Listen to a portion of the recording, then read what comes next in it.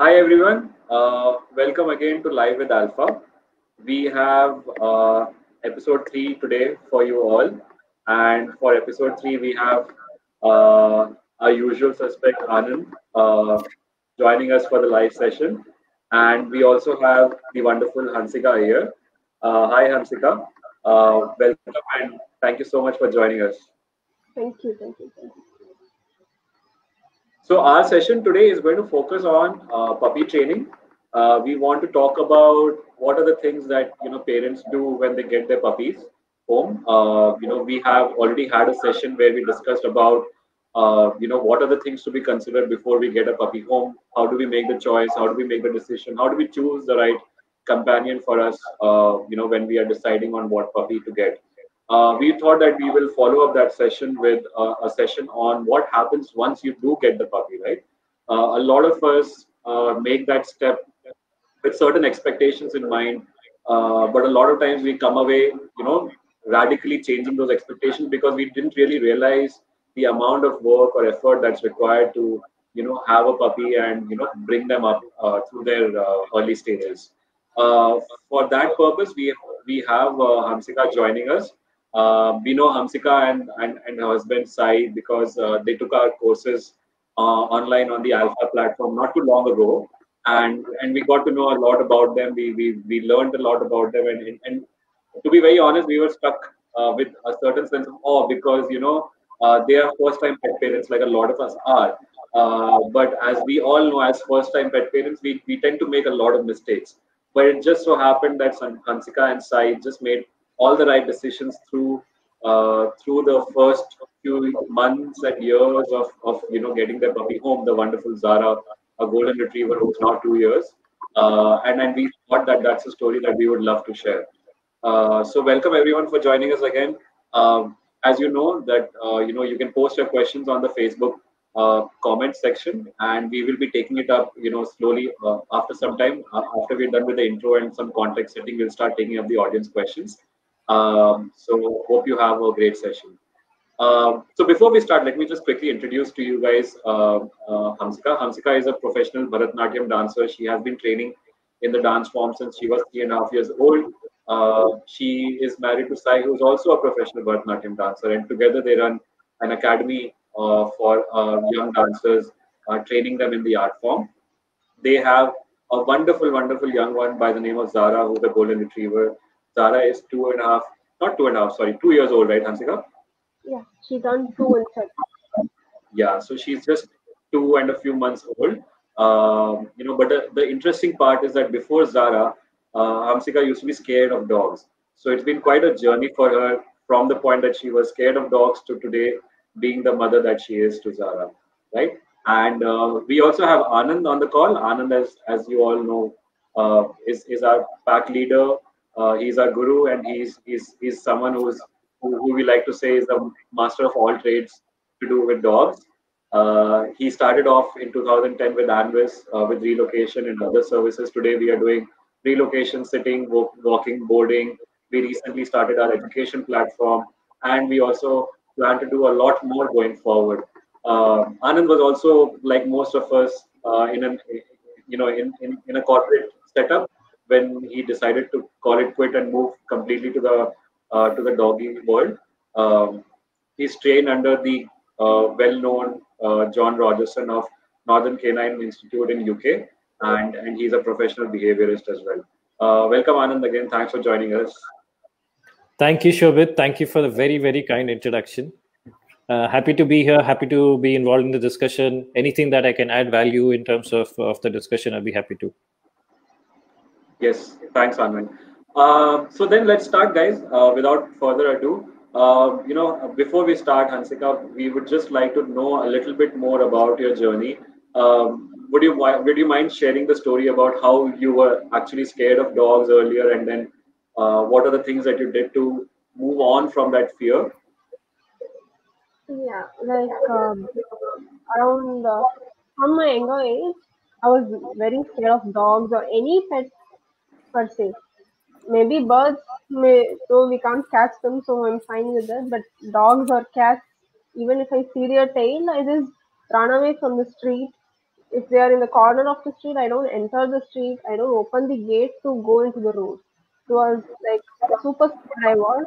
I don't know how, but I was scared. But after getting married to Sai, Sai is a dog person who loves to have so many dogs around him always. So he started changing my mind, like let's have a dog. But then I was scared. So how could I handle a dog at home? So he started taking me to pet cafes, meet pet friends, like who had pets in their home. So once I started getting attached to them, like I started moving close with the pets. Okay, fine. My that afraid, that's called afraid one. I got moved away with the pets. And meanwhile, in Mumbai, we were in Mumbai for 2 years. So we went to a pet cafe, and I got attached to a golden retriever so much. It was with me for the whole day, and it was a closing time by then. But still, I was very comfortable with the golden retriever. That's when we decided, okay, let's go in for a retriever. We are comfortable with a dog. I can handle a dog at home. Yeah, let's go in for a retriever and a dog at home. Great. Anand, is that a recommended strategy for people who are fearful of dogs but are always inquisitive to know a little bit more? See, yeah, I think one of the good things that you guys did, and I think this is going to go through the whole journey of Hansika and Zara, right? I think they did, like you said, they did a lot of right things. Maybe influence of friends and family, you learned about it, etc. But what I would suggest, I think one of the good things that I'd like to point out here is that before you actually got a dog in, you went and you went to these pet cafes, and then you met up with them, you spent some time with them, you kind of tried to get over your fear, right? So the hands-on experience is really, really recommended. So anybody who's even looking to get home a dog, this is something of a recommendation, is go and try and meet as many. Maybe your heart is set on a golden retriever, maybe it is set on a boxer, maybe it's set on an indie, I don't know, whatever it is, but go and meet the bigger ones. Don't look at the puppies and then decide. Look at the bigger size. Bigger size will have a lot more energy, will have a different temperament. Different dogs grown in, or different dogs that have been a part of different households will act differently, even though they're of different breeds. So definitely plus one there, and I'll keep counting this because there are a lot of pluses in their story. So definitely plus one. Ensure that you spend enough time, get hands-on experience, meet the bigger version of the breed that you're considering before you jump into the bigger decision. Awesome. Great. So then what happened after that, Hansika? Like, I know that your mind was already kind of set on getting a golden retriever, but did you also consider other factors before bringing Zara in? And how was the experience of bringing Zara in as well? So initially, we were not breed specific. We were just blank. We just decided on getting a dog at home. So that's how I met a retriever, and a retriever came into our house. And post which, like, how do you expect me to explain? Like, So uh, when you did, sorry, go ahead. sorry, I didn't get your question properly. No, so what I was asking, Hansika, is that when you did finally decide to get a golden retriever in, what were the steps that you take after that, to prepare yourself for a puppy like golden retriever? Because other breeds are different, and then what did you do at home to prepare yourself before bringing in Zara? So both of us, as a pet parent, like experience wise, we were zero. We just know we can handle dogs, but we don't know how to handle them. So then we started going through YouTube videos, so many YouTube videos. We met pet parents, got their experiences. So we got to know more about dogs, their behavior, how they react to things. So based on that, we started like training her, being with her, and spending time with her, so that she'll become a good child. Right, right. That's fantastic. So once you did bring Zara in, Hansika, what were the initial challenges that you kind of faced then? So I was there at home the full time, like 24/7. I was at home. I wasn't working, so I had time to spend with her the whole time. But when Sar had to go out for his work, I had to experience so many challenges with Zara being a puppy. I had to train her for potty, and whenever she got sick, I need to call up the vet because I never know what to do with a puppy.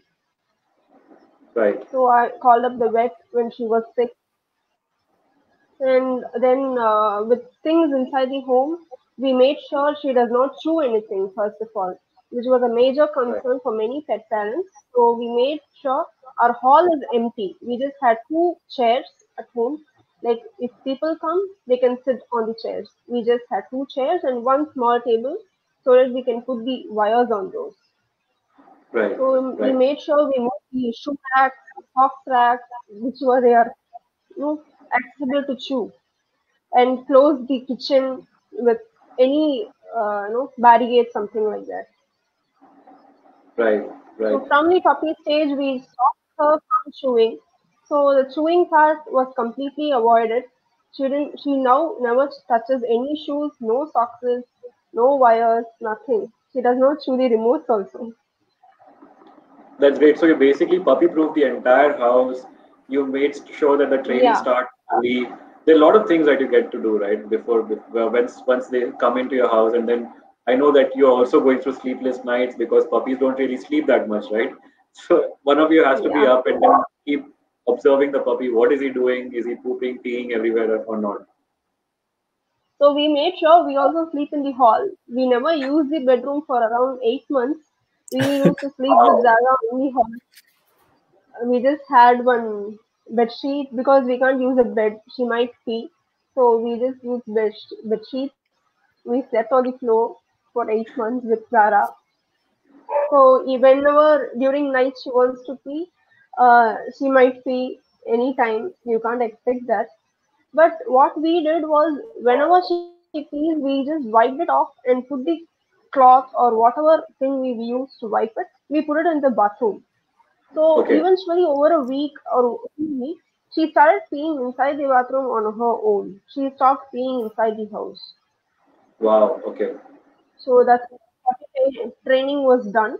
But post after her all her vaccinations were done, when she was ready to take to the outer world, we decided to go through breaks, like every 2 hours, every 3 hours. We take her down so she pees up and comes up. Wow. Okay. So So now Anand, she does not yeah. pee inside the at any situation. She can hold for the whole day, but she will never pee inside the house. Wow, that's awesome. So Anand, just that brings us to a question, very interesting question that I think a lot of parents ask us, right? Of course, Zara is a golden retriever, and then there are certain experiences that you have with a golden retriever puppy. But do you feel that the experiences that Hansika and Sai had with Zara, is that a shared experience for all parents? No, I wouldn't think so, right? And I also don't believe that it has got to do with anything about Zara being a golden retriever. I think it is more about how Hansika and Sai have put in the effort, right? So again, plus one there, because I think the biggest thing that the challenges that most pet parents would face is that when the puppy comes in, will just start peeing and pooping, because people don't really set expectations from day one. When the puppy comes in, they'll be like, "Oh, it's just a puppy, so it's all right? Can pee, poo, wherever." But then they don't give a place where the puppy needs to pee or poo. And then after about, say, 3.5 months after the vaccination is over, they start taking the puppy down and or right outside, and then they expect the puppy to say, okay, this is the garden or this is the area you need to pee or poo. How will the puppy even make that correlation, right? So what they did is exactly that, right? So what Hamsika and Sai have done is that they have introduced the smell which was there into, maybe I don't know if it was accidental or if it is something that you guys came to know from someone, but that is exactly what we tell people, is that you have to move the smell from one point to the point where you want the puppy to pee or poo. So you have to, here in I think in your guys' case you had cloth, but we say you can use newspaper. There are puppy pads that are available. You'll have to soak it up, leave it over there, and then you have to allow the puppy to smell and then pee. And then we also say reward when the puppy does pee or poo in the place that we want. All right. So potty training can be really, really frustrating. But in some cases, like in your case, I think it was a breeze, right? You didn't even put in effort. You didn't even know how that happened. But trust me, we get a lot of pet parents with who have puppies, and potty training seems to be like a really huge frustrating thing. And I can imagine, right? And as a dog grows bigger, for smaller breeds, it's all right, but bigger breeds, they can pee and poo quite a bit.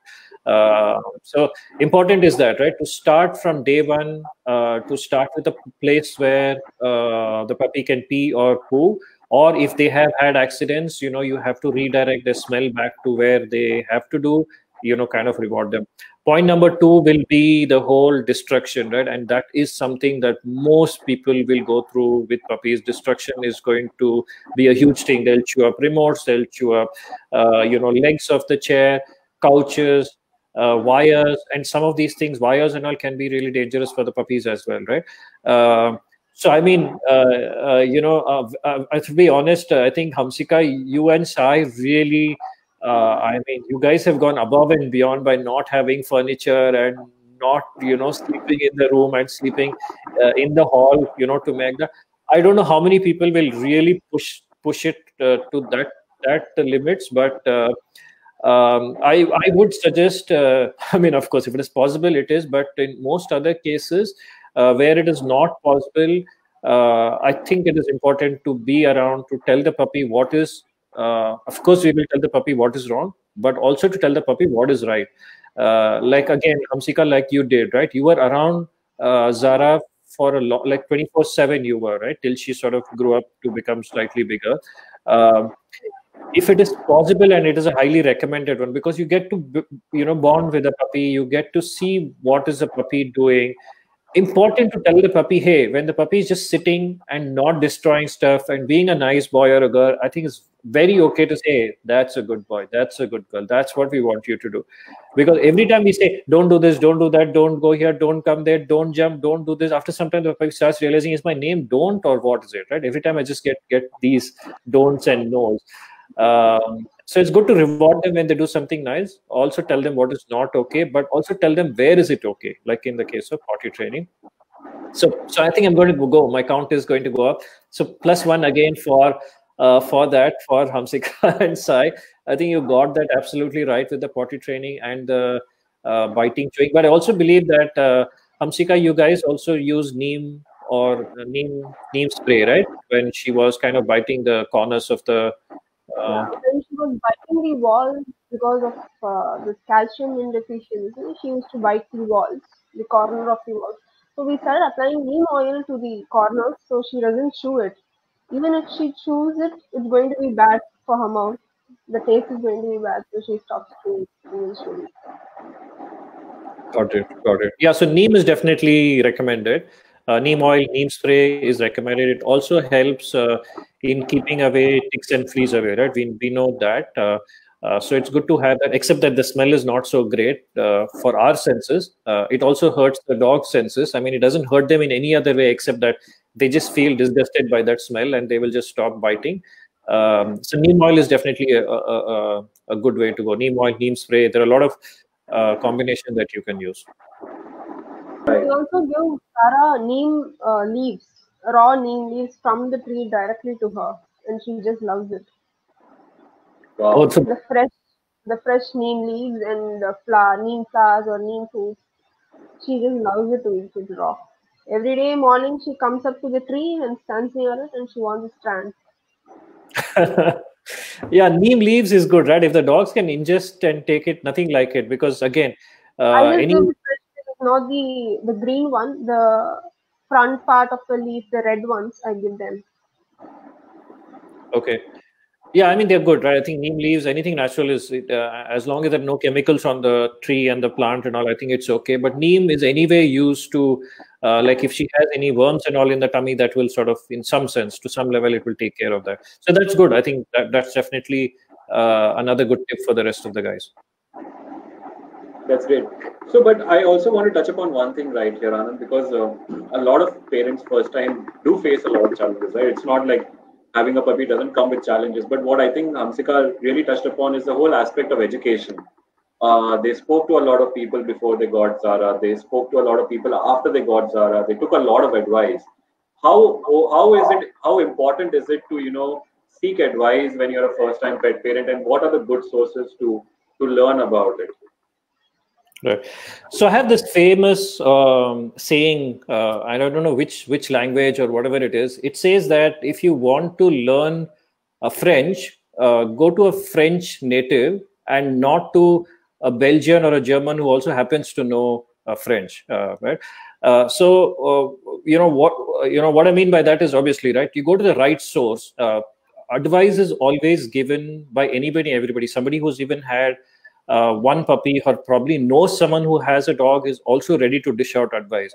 But know the source where the advice comes from. What are the kind of experience that these people have? So I'm not saying all advice is bad. Something that somebody must have tried has worked well for them. They are saying, or they're passing this advice on in good faith that it's worked for me. But will it work in your setup or in a different setup? That is something that you may want to consider. But when you go to someone who has got an understanding of multiple scenarios, multiple breeds, has been around there, by and large, you can skip all these steps of second guessing, and then you can just jump down to the result. Having said that, I think learning never stops. I think that is definitely there. And I think in spite of having raised a really wonderful child like Zara, I think it really warms my heart that Sai actually came and took the course with us, right? And he could have just said, "Hey, I have learned it," and I mean, she's there. She's the product. She's the everything that you have done right. But I think that is something I really appreciated. So constantly trying to learn more about it and what are the things that probably you could do better, right? So I would say it is definitely, you have to keep an open mind, but see where the right source is and pick up from the right source, and not just about anybody and everybody who's sort of giving out advice. Got it. All right. We have a lot of people joining in. We have Yadu, who's wishing good luck to you, Hamsika. We have Meena joining us. Hi, Meena. We have Sairam joining us. Thanks a lot, Sairam. Your words are really encouraging us through the session. We have Antelina. We have Shruti. Shruti is actually asking if it's possible to see Zara, maybe during later half of the session. Okay.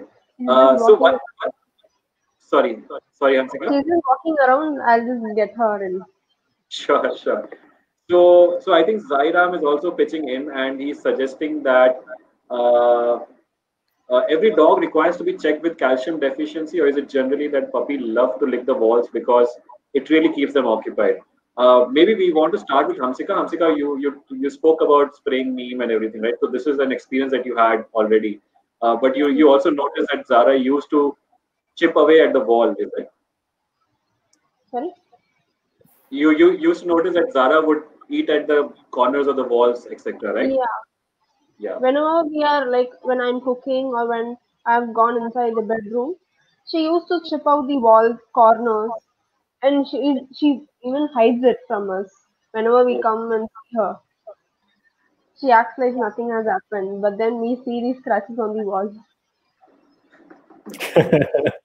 So is it a common challenge, Anant, with all the dogs that that they do tend to do this? So yes and no. Again, reason being that, see, all puppies go through the whole teething phase, right? And when they want to bite and chew on something during the phase that they have the teething issues, so it is good to give them something that they can chew on. I think we were talking to Bismi last time in our last session, where she's saying she has natural treats. This is basically not the raw hide, but I think goat legs, which is in some way, which is given to, which is natural, which also has calcium. I think some other nutrients, which is good for the dog. So that is good to keep them gnawing at it, so that one, it also helps numb the gums during that phase when they are growing. Second is also keeps them occupied. So it could be both. It could be that they are bored, right? Puppies get bored very quickly, and you could have 10,000 toys, and you could have played with them for 12 hours, and then the 13th hour they are saying, okay, now I don't know what to do. They have slept, they have had, they pooped, and then they're like, okay, they're freshened up, and they're saying, okay, now what do I do? And if you're caught up with something, they just will go and do something about it. They'll find the ball and then they'll chew at it, or they'll pick up something, they'll bite at it, whatever. But if you can address the actual problem, right, which is the teething issue, then this eating and chewing on the wall need not necessarily happen with every puppy. It can be avoided. Calcium deficiency, yeah, again, that is something that we want to look at. If mostly if you're on kibble, you don't need to really look at it. But if it's on fresh, if you're on fresh food, you need to make sure that you compensate it with calcium and other things. And I think this has been said many times over a lot of sessions across a lot of platforms, is calcium is not the only thing that puppies need. So do not pump in more calcium than it is required. And it can actually be detrimental to the puppy's health. There are many other things that needs to go in. So it is a sign that sometimes it could be a sign of calcium deficiency, but not 100%. But it could also be the teething. It could also be that the puppy is just being a puppy. So look at it from a holistic point and then take a decision. Right. Fantastic. So I think, Anand, you also touched upon in your answer about the whole aspect of the puppy being hyper all the time, right? They're hyper mentally, they're hyper physically. They always need something or someone to engage with them. And that's where it comes down to training the puppy as well. So, Hamsika, let's start with you. When did you start training Zara, and like what were the initial steps that you started doing when you started thinking of training Zara? So she came like around 40 days. When she was around 40 days, she came home. So we started her training like around when she was 2 months. We left her free for the first, because we as such we didn't know how to start it. So we were preparing you in the due course, and we were looking through so many YouTube videos. We made sure we saw at least 2 videos per day on how to train, what to train, and just to read about them. Right. And we spoke with people like how to train them. So we got more ideas about training them, and we started with the basic commands for her, like sit, up, jump, like the basic commands we started. So slowly, we started introducing treats to her during the training.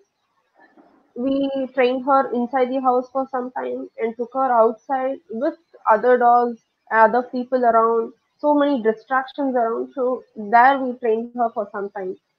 So the initial phase training, like each command we used to do it for around 50 times, 60 times.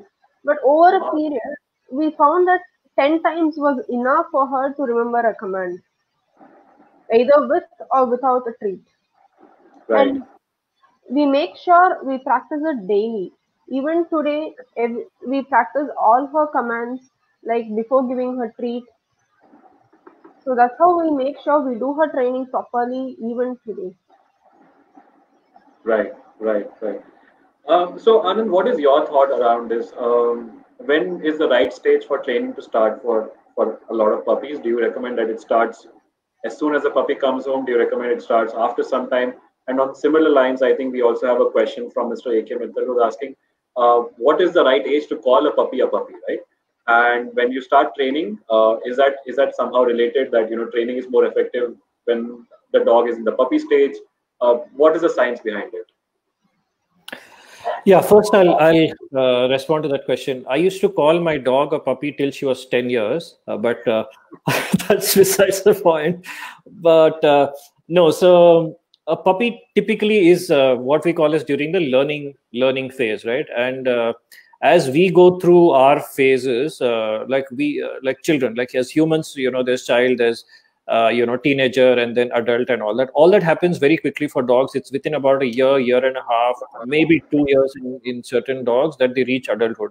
So they go through all that phases, which is sort of overlapping. So a puppy is usually anywhere between, say, from birth to, say, technically 4 or 5 months. And around the 4 or 5 months, they move into like a teenage, and this is all like rough, right?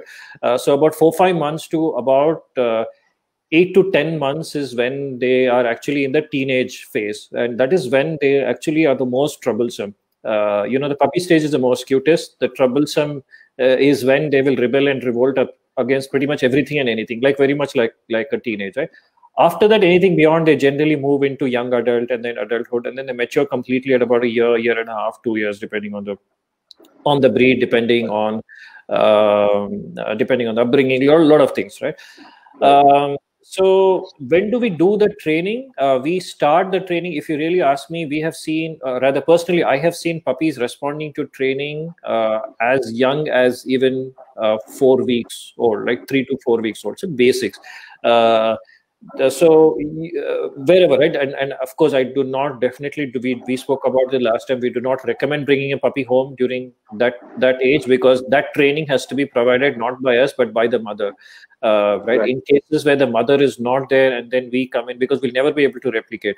But anyway, so the learning starts at 4 weeks. So the mother starts teaching this whole biting thing, and how much of a pressure is okay, how much is not okay, how much to push back, how much to hold on, etc., etc. So they learn from there. And then when it comes to human puppy bonding interaction, I feel that at around 8 to 12 weeks is when they slowly start picking up. We have taught puppies at about 8 to 12 weeks basics, right? Sit and down, come when called, which recall, etc., etc.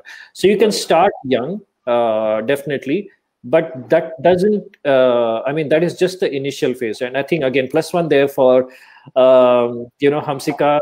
Sai make plus 999 or something. Are we close? Yeah, I think we will be there. So for Team Zara, let's call it Team Zara, is how you. I think the one I want to really point out is how you're still rewarding her for doing all the commands that you've taught her at a very young age. She's 2 years, right? This is what most people, I think, we tend to forget, is we saying, okay, we've taught the commands, or somebody came in, taught, went, and then that's it. Now I'll expect the puppy to, after 2 months, I'll expect the puppy to behave in the way that I want it. Like if I say puppy sit, a puppy should sit. But puppy is not sitting. Why? Because you have removed any kind of reward that is associated. And a simple example that we all give is that I know my job. Like I have learned a skill and I know my job really well and I get paid for my job. But if my employer comes to me and then says, okay, now you've learned everything about your job, from the next few months, you're not going to get paid your salary, but you need to continue to do your job. Will I or will I continue to do that? There is going to be, like a downside, right? At some point, I will start losing interest and I'll be like, although I know it, I'll not do it because I'm not getting rewarded. And dogs, puppies, that's the only thing, right? They work to please, right? Even a good boy, a good girl is all they want from you to get it. But that has to go step by step. So I think the point is that continue to do the reinforcement. Reinforcement is absolutely important. Like continue to keep reinforcing. Keep rewarding the puppy, but I don't mean that you have to always keep rewarding the puppy with a treat every single time. But you can do this once in 3 times, once in 5 times, once in 10 times, once in 20 times. But reward. Let the puppy look forward to these training sessions. It should not become. It's not something that you are doing to show superiority or anything, right? It's a bonding thing. A sit can be a lifesaver. A recall can be a lifesaver. Down can be something great when you take your puppy to the vet and you ask the puppy to go down. Great, right? Puppy or a full grown, etc.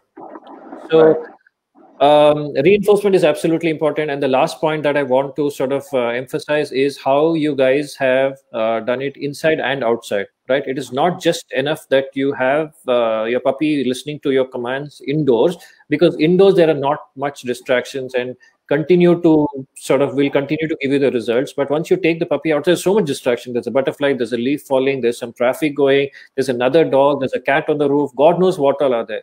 So there you have to continue such that the focus is on you. You have to constantly say, hey, look at me, look at me, look at me. Okay, sit, come here, do this, do this, do this. That's when you really build a fantastic bond. That's when it is completely ingrained. So practice inside, outside, continue to do the reinforcement, reward. I think 3 mantras. So maybe 3. I'll make it +3 then. +1. Yeah, but that was a really insightful and helpful explanation there from you, Anand. But Hansika, was it that simple as Anand just put it? Was it as simple as just listening to Anand for 4 minutes and then following? What are the steps that you followed when you were training? And you can also talk about some things that did not work right for you and then you tried something else and maybe that worked right for you, right? We do have few commands which she does not do even with reverse, and in fact we have stopped doing those. It was too much for her, I guess. I just tried the spin, but she does it like she does something else. So we are trying on it now. That is the one which we are facing a big challenge. So it is taking a lot of time now. Okay, okay, Apart from that, we have taught her around 15 to 16 commands, which she follows it perfectly. right. And then we had her agility training done by one of our trainers in Mumbai. Uh, Wow. and he helped us a lot. In fact, he used to take care of Zara whenever we had to travel outside Mumbai also. But with respect to the basic commands, Hansika, like sit down, the usual suspect commands that we have for dogs, right? Uh, would you suggest to other pet parents that they can do it all themselves? Is it okay for them to learn it from a good source and then try it at home with treats or toys, and then is it easy for them to I, pick it up? I would prefer them to speak a lot with other pet parents first, Right, get to know how they react. They need to know how they react. They need to create a bond with the pet first. I would wow, suggest at least 4 or 5 commands they would teach so that they'll have a good bonding with the pet first. And right, then call an expert so you can explain to the expert, say, like, this is how my dog is. Without right, knowing anything about the dog, you can ask an expert to come and ask him to train. And right, again, you will be blank at the end of the day. When he is leaving, you can't handle the dog because he has trained and they will create a bond at the end of the day. right. So I would suggest at least do two, three, at least 4 commands by yourself, train them, get a bond with them. So they are going to live with you and not the Got trainer who comes and trains her. I would suggest the trainer for many other cases, but do the basic stuff by yourself. And if you are failing to do it, then take a help of an expert. And for the higher end trainings, I would suggest an expert to come in and train the dog. got it, got it. And on that point, Anand, there's also a question I think that we can cover here where Vishal asks, how do I train my Labrador? But as Hansika is saying, where she suggests that, the first few commands at least be picked up by the parent and then done themselves with their puppy rather than calling in a trainer. Is that a valid thought? Is it something that you find useful? Uh, yeah. So see, again, right? If the source is correct, and let's say you have approached someone, or see, because there are certain techniques when you do a sit, simple thing like a sit or a down or a stay or a recall, right? So these are some really basic ones. You need to get the technique right. If you have got the technique right, and that again, it has to be learned from someone who knows it, right? It could be someone like a friend, like say you guys have got a technique, you know how it's worked for Zara. So for you, when Right, you explain to someone, it makes sense. You can say, hey, this is how we did it, and this worked for us, etc. But will it work for someone else is something that they need to figure out. It may be a golden retriever, but what worked for you may not work for them for whatever reasons, right? Maybe their way of doing it, your way of doing it can be different. So I think source is very important. Find out authentic source, find out if they have been able to prove that it has worked, and then you can take it. The reason I say this is because if you use a slightly wrong technique, right? Because right, puppies, they go during that phase, they are in an imprinting stage, which is they learn and then they read in it many a times for life, what they learn during that time. So anything that you have taught wrong, or you lose your cool, or you have rewarded slightly differently, they start to do that.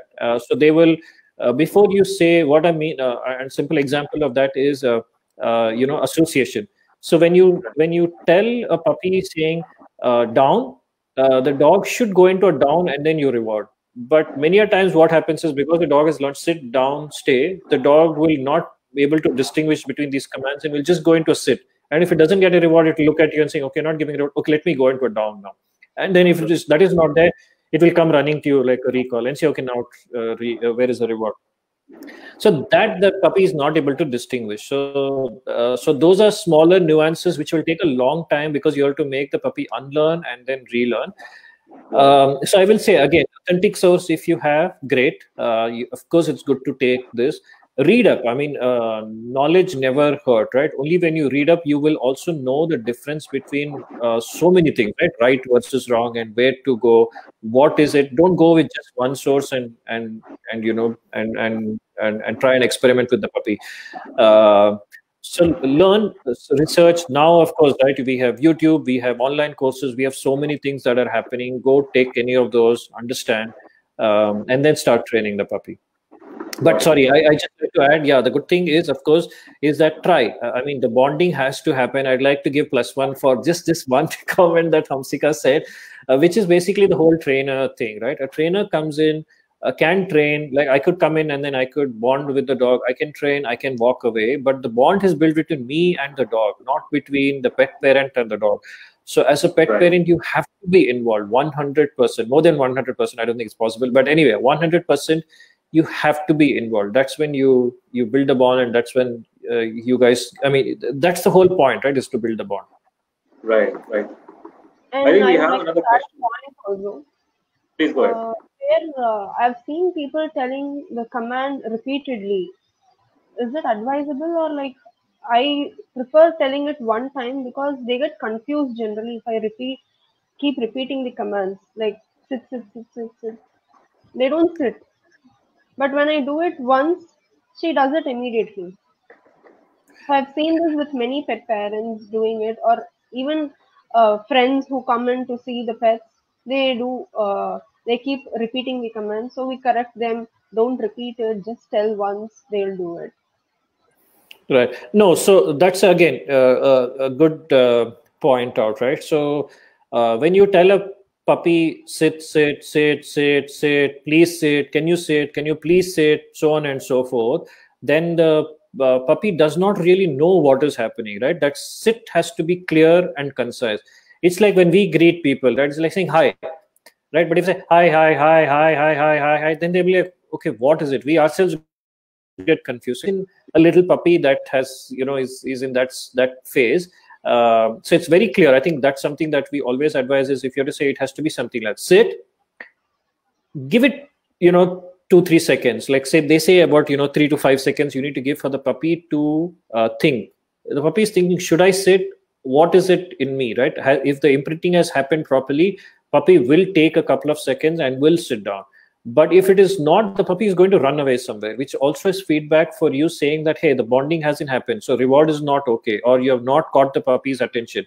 So on that point, I just want to say the other thing is, most people, what they do is they jump into a command without actually getting the puppy's attention. So you have to get the puppy's attention first. The puppy needs to be looking at you. It could be whatever, right? You call it by the name, clap your hands, you make some noise. Only because puppies have got a very small attention span. Imagine the puppy is looking at something over there like a butterfly flying, and then here you're saying sit, sit, sit. He's not able to correlate. So first is, hey puppy, look at me. Puppy looks at you, sit. And then the puppy is thinking, should I not? Give it a few seconds. If it doesn't and the puppy walks away, obviously something is wrong. Then you need to figure out.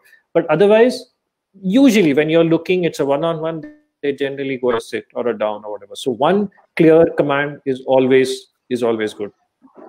Right.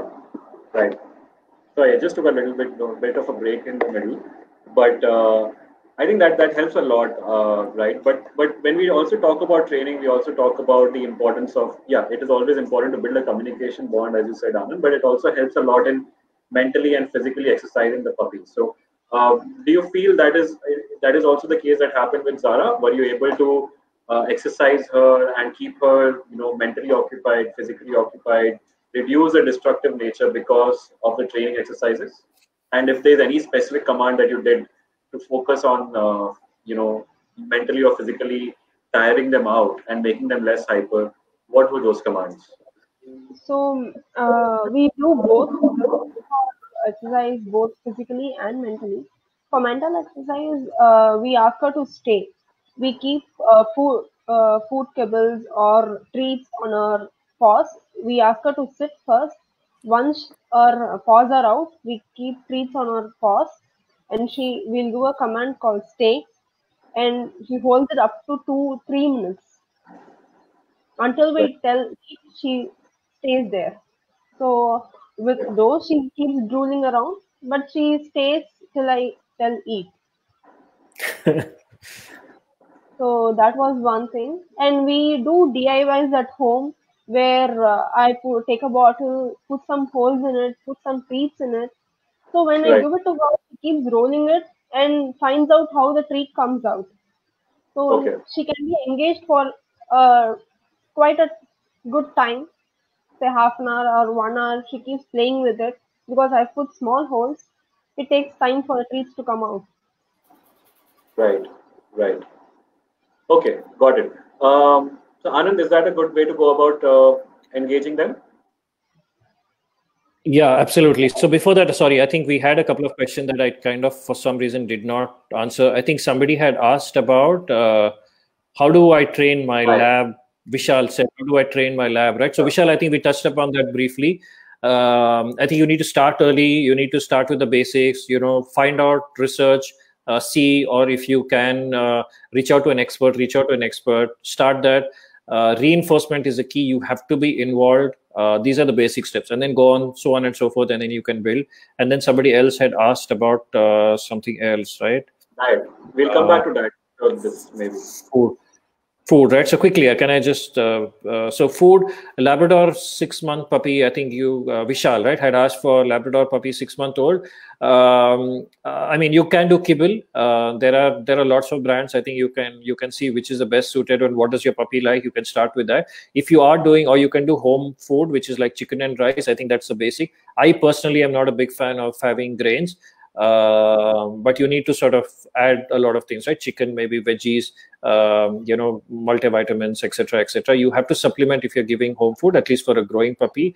And then after that, you can go into like you can reduce the number of meals, and then you can go into a different brand, or you can continue with your home food, right?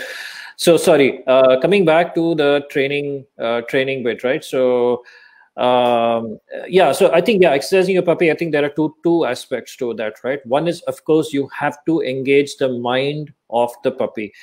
We have to understand that these breeds were bred to do something, right? So in your case, in Zara's case, she is a retriever, which means to say that as a breed, she was bred to go when the hunter would bring down like a bird or something. These retrievers would actually go in, swim through places, go retrieve this bird, and then they would come back. So instinctively, that is what they were bred to do. So retrieving games work really well with them, right? And there are a lot of dogs that can retrieve till the cows come home, right? The whole day long, they can keep doing that. So engage that part of it, which they were bred for, because it's highly instinctive. Second is, of course, any mental games, like +1 there again for the DIY games, where you can put treats, which, see, you need to give the puppy to do something, right? Puppy, growing puppy, adult, they all need something to keep their mind engaged. Again, comparison with us, right? You could, if someone gave me the best of place to stay, excellent food to eat, like maybe Netflix all day long to watch, and say, okay, that's all you have to do. I don't expect anything else from you. For a few days, it's going to be great. After that, because my mind is not working, I will just go crazy. And that's when I'll probably start chewing on something. I'll start scratching. I'll start jumping on people. I don't know what I will do, right?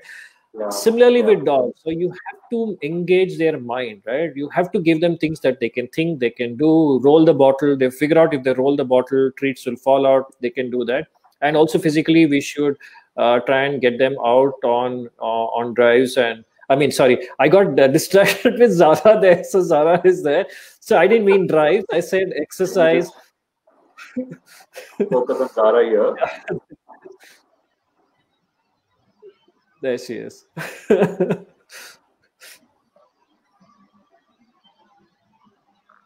So this is one of her trick, I believe, right? Where she paws at your hand and stay. Oh, look at that. So I think that's the important thing, right? So she's so focused. No. If you see, she's so focused, right? Oh, very nice. Sit pretty. Take it. Yeah. She's gone. That's very nice. She has gone to her place now. So we make sure Yeah, I can imagine why she you goes to her bed and eats it. Any treat got we it. give Got it. her, she No, takes it to her bed and she eats it. oh, nice. Yeah, she is definitely a crowd puller, no doubt about it. Yeah. I'm just going to give a little more screen space to Sorry. Sarah and you, Anand. So just go on. You can go on speaking about it. Sure. Sorry, I kind of lost the exercise bit, right? So yeah, I think so. One is the mind. Yeah. So the mind, you have to really engage the mind, and I think the physical exercise, right? We don't want to excite the puppy too much while they are growing up, but you want to start slow, right? Let them sort of some free run where they can run around the garden, or if you have an area where they can. Because I remember you telling me, Zara, you still take her to a place like a ground where you let her to sort of run, and she still gets about 4-5 kilometers of exercise every day. Yeah, she does it. We started with very around half a kilometer a day when she was a puppy, and slowly we started increasing the kilometers or the stretch of walk. Until she gets tired, we make sure we walk with her. So eventually it increased up to 5 kilometers a day. And post that, we were tired to walk 5 kilometers a day, twice, thrice. So then we made sure we take the scooter with her and we travel with the scooter and she runs along with the scooter. So she completes it. Oh, nice. Yeah, I mean, it is important that again, right? So again, these are the things that like you guys have done, right? Which is above and beyond. You have gone to ensure that she gets her exercise, even if you didn't want to or cannot for whatever reason, right? I know a lot of people are saying, "Oh, but I cannot walk that much. I have work, and I have this and I have that." Those are excuses, right? If there is a, like they say, if there is a will, there is a way, right? And so scooter is a great form of exercise, I running. would suggest cycle rather than a scooter, Absolutely. which is much safer thing. Absolutely. Yeah. So anything, right? But exercise has to be given, and it has to be a gradual exercise, right? Don't jump into. I mean, for the rest of them, don't jump into getting suddenly moving your puppy from walking, like say a few meters, and then suddenly jump into like 2-3 kilometers, because that's just not right. The bones are growing. The puppies will cause damage to the growth, etc. So slowly, gradually, but then please go into a mode where you can get into a routine. Mental and physical exercise is really, really important. Great, And great. during these days, because of the COVID situation, if you have a terrace, I would suggest them to take to the terrace, ask them to run there. And I'm pretty much sure they'll get attracted by the birds, the pigeons, the crows. So automatically they start running behind those. So I would suggest take them to the terrace, make them run for 2 hours even. They can take rest and continue it. Absolutely. Right, right. Okay, all right. So here, let's just pick up few more questions that have come in. I think, Anand, if you can just address these questions in 10-15 seconds, because there are quite a few of them. We'll start with Vishal. I think he's asking about home food that he can give to his Labrador puppy who is 6 months old. Yeah, I think I spoke about this, right? I said, you can do chicken rice. I'm not a big fan of rice, but chicken and veggies. Got it. And they can even try Next, out we have a question. Sorry, Hamsika, could you please come again? They can even try out frozen vegetables, like get the fresh vegetables, put it in the freezer for some time, and give them. Yes, that I think that's really tasty for them as well. Vimlesh is asking, with any particular breed puppy, will there be so much difference being? I think what he's asking is, are there certain breeds of puppies that are more aggressive than the others that people should keep in mind before they're getting anyone? Okay. This is a. I mean, unfortunately, yeah. See, I'm on a time here, Vimlesh, and Shobit will not allow me to go into details, but to try and keep it short, right? Aggression comes in from the breeding. Aggression can come in from how you bring up the puppy. Aggression can come in from us. If we as people are very nervous or suspicious, cautious, etc., that can sort of move down to the puppy, and it can be a combination of all of these things, right? So there is no one single way to say, hey, this is aggressive. I have seen Poms that are aggressive. I have seen Labradors that are aggressive. I have seen Golden Retrievers that are aggressive, that are supposed to be the most gentlest of dogs. And on the other side, I have seen excellent tempered Rottweilers, Pit Bulls, right, Akitas. I have seen all the so-called aggressive breeds. I have seen some fantastic, but I also know that the background has been like really the pet parent has put in a lot of effort in socializing and taking them out. I mean, I think also wherever they got the puppy from, the puppies were already kind of socialized and did not have that aggression to them. So it was sort of bred out of or combination of how the upbringing. So there's not one answer to that. It's a combination of multiple factors. Got it. Hope that we could answer your question there, Vimlesh. If you have any more doubts, you could always reach out to us and we'll be happy to take it offline with you. Next, we have a question from Sai. I think he's asking what age should we start training a puppy? I think, Sai, we already covered this question. This video is recorded and will be put up on our profile after the session is over as well. You can go back to the first 10-15 minutes. I think that's where we covered it. But just to give it to you in a nutshell, I think the right age to start training is anywhere around 3 to 4 months, because the puppy phase is really the phase that is there in a dog, approximately till about a year and a half. So you want to give your dog at least 6 to 10 months of training, which means you start around 4 to 5 months. That is when they're impressionable and they pick up quickly. So it becomes effective also. I think next we have a question from Mr. Devpriyan Wanti, who's also my dad. Hi, Dad. Happy Father's Day to you. He's saying, how do we pick up selected breeds of street dogs and train them? Just to answer this question quickly, Anand, is there a difference in training or upbringing of a street dog or indies or stray dogs, as we call them, as against a pedigreed dog? First of all, very nice to meet you, sir. Happy Father's Day to you. I think this is an excellent question, right? I think, so any puppy can actually be picked up. So street dogs, I think we want to go back to what they were bred for. Now, the street dogs, the streeties, the indies that we call them, they can make excellent guard dogs.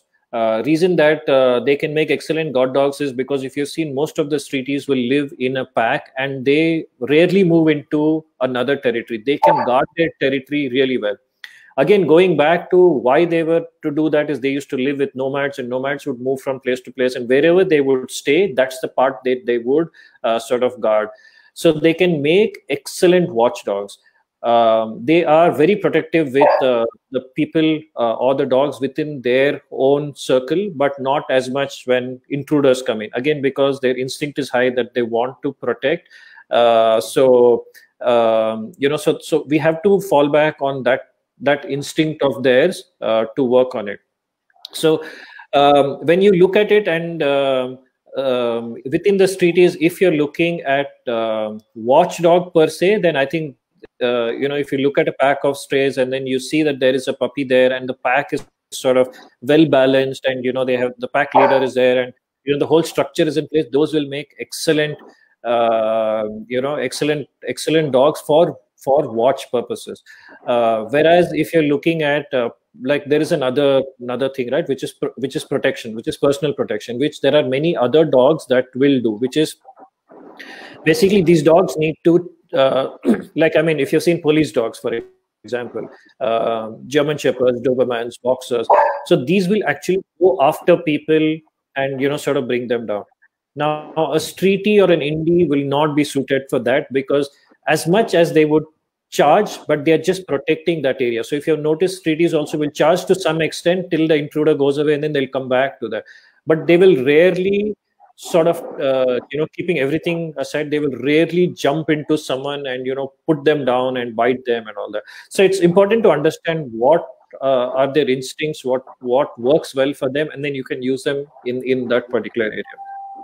Right. I hope I clarified that bit. Yeah, I think that was a wonderful explanation, Anand. We also have one more question which actually came in very early, and that is from Antalina, we know very well. And Antelina's question is actually for you, Hamsika. Were you surprised by any behavior that Zara displayed that you were not ready for during the puppy stage, or maybe even after the puppy stage? And if there was any surprising element in her behavior, is there a way that you dealt with it? Like whenever we are sad, she just comes to us, wipe our eyes, or she comforts us so much. Like it was really surprising to see someone like that. Whenever I just simply wipe off my eyes, she just comes running to me. She jumps on me, consoles me. It looks nice. Yeah, that's wonderful. I think that is one capability that dogs have that we'll never understand, is their capability to understand what we are feeling even without communicating it to us. But I don't know, maybe there's some science behind it. Anand, do you have an explanation for that?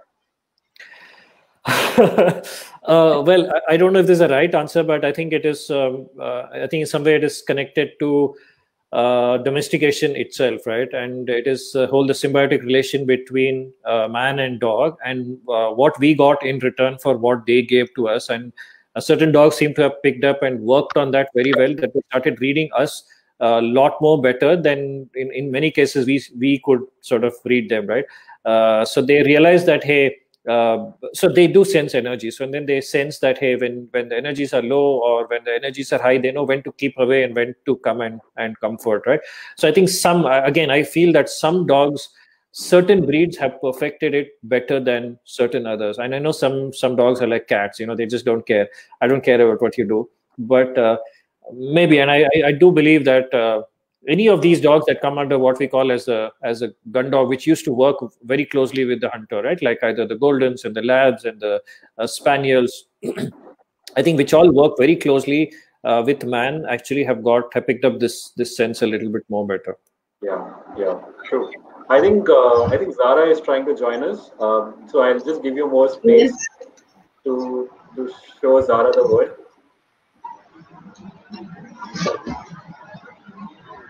Stay. Take her down. Let's go.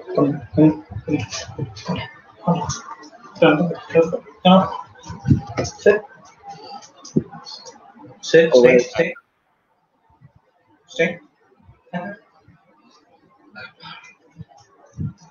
Who's this? Say hello.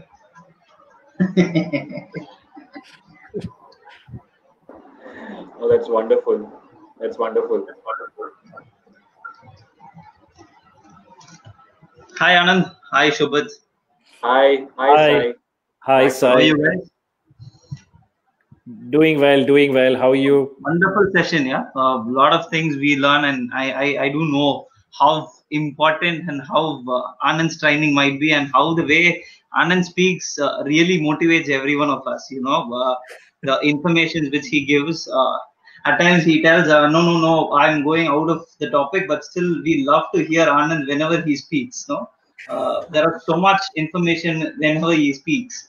So I was just letting my friends know, like, you just shoot up with any kind of questions. Anand will be having right answers in his pocket anytime, anywhere you ask him. Hey, thank you, Sai. I appreciate that. And I know really happy. I know how awkward Anand gets with compliments, and that's why we have put it on the largest screen possible. Yes, exactly. But thanks. Anand, is it okay if I ask one question? Absolutely, Sai. Go ahead. Yes, so I know the time limit. I just wanted to ask one of my friends. She also has a golden retriever. They are wonderful friends of ours. They have a retriever who is extremely social. Okay. Likewise, he is very social with humans. Okay, and he does not bother if pets are around. For instance, if Zara is around or if there are any dogs around, he does not mind. But he loves human beings around. But then, is it kind of we need to train them to literally look over pets as their friends, or like is it okay to have only humans as friends? I do understand that pets understand it differently, but how is it taken from our side? Is it really we need to train them to be close with dogs, or is it not necessary? No, so it depends on the dog. See, as long as your friend's dog does not have a problem, does he or she have a problem staying apart from your friends? Is there any kind of separation anxiety or any of those? Is she Yes, okay? the problem happens in that way also, because slowly, because they both are working, and at times when they leave him at home and then comes back slightly later than what is expected, he becomes anxious about their parents. But how do you find it? Because you might be seeing them jumping around, you might see them coming, welcoming you, but do you really recognize how anxious they are? That is my second question, actually, because you socialize them so much, you might not find them anxious. How to find that, actually? No. See, as long as the dog is used to staying for a few hours on his own, and it's only during the last, like, suppose if they're late and then he's starting to get anxious and he's barking, or he's like scratching the door, or he's like, some cases they pee, poo, whatever, right? Something which is out of the ordinary. Then it is a case of then only it is a case of separation anxiety. But here, if it is during the lag end, it's okay. It's not really separation anxiety. Separation anxiety will be that the minute you leave, close the door, the dog will start sort of hyperventilating, or will start barking, will start whining, will show all kinds of signs. But if that is not the case, I don't see that being a problem. There's no hard and fast rule that dogs have to be friends with dogs, and they cannot be attached to humans, as long as there's no adverse reaction by doing this. Right? As long as the dog can stay without the parent for an X amount of time, I think it should be all right. Got it. Okay. Thanks, Anand. Thanks, Sai. I think we're already on the clock a little bit, so sorry to cut in and then cut that answer short. But we can always follow up offline, and we can get this into more detail. Definitely. But I had one more question. I think this is also relevant, because as much as we wanted to cover, I think there are a few aspects that we left out during the chat. We didn't go too much into the depths of diet. So sorry, Vishal, if we were not able to answer any specific question. We'll try and get back to you after the live session with more of an answer for you.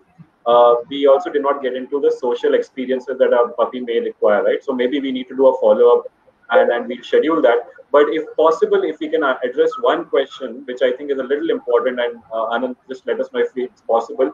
Shruti is asking, is there a limit to socializing your pet? And maybe in this case, let's talk about puppy. Once the puppy becomes super socialized, will it go through a phase of anxiety when it's not meeting people? And I think that's particularly important given the situation that we are in. We are spending more and more time with our puppies during the lockdown. Is there a harmful or side effect to that when we leave them alone, they'll have more of an anxiety during that period? Yeah, so there are two aspects to this, right? One is the pet socializing itself, and then anything associated with that, like anxiety. So there is no limit for pet socializing. I think you can socialize your pet with as many scenarios, people, other pets, whatever it is, but also do that based on what your pet wants, not based on what you want.